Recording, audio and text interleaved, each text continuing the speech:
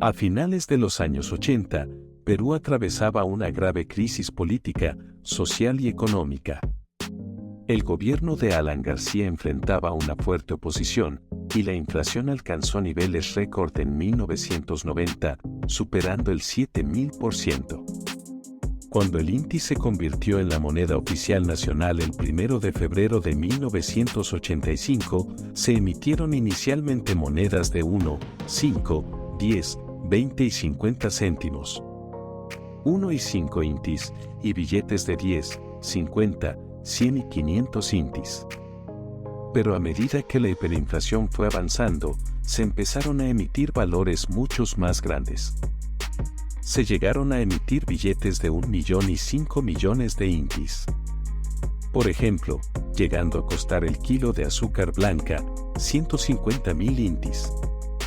Esa constante devaluación frente al dólar estadounidense provocaba una pérdida del poder adquisitivo de la población, generando un descontento social masificado, lo que llevó a manifestaciones, huelgas, protestas y saqueos. En este contexto, se necesitaba un cambio de rumbo de manera urgente. En 1991, durante el gobierno de Alberto Fujimori, el INTI, que había reemplazado al Sol de Oro en 1985, fue reemplazado por el Nuevo Sol, para frenar la hiperinflación y recuperar la confianza en la moneda nacional. Un nuevo sol equivaldría a 1 millón de intis. La moneda se dividió en 100 céntimos y se emitió una nueva serie de billetes y monedas con imágenes de personajes históricos y culturales del Perú. Desde su creación, la historia del nuevo sol ha estado marcada por varios hitos importantes.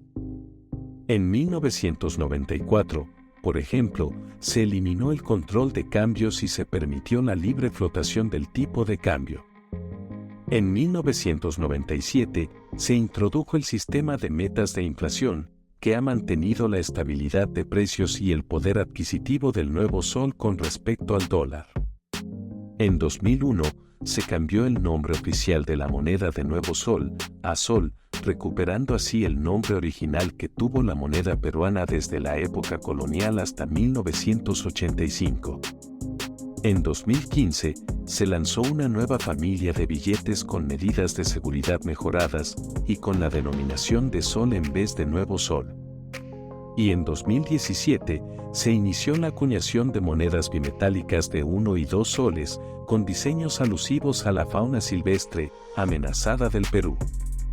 El impacto de la transición del INTI al Nuevo Sol fue variado y complejo para la economía peruana y la vida de los ciudadanos. Por un lado, se logró reducir la inflación y recuperar la confianza en la moneda nacional.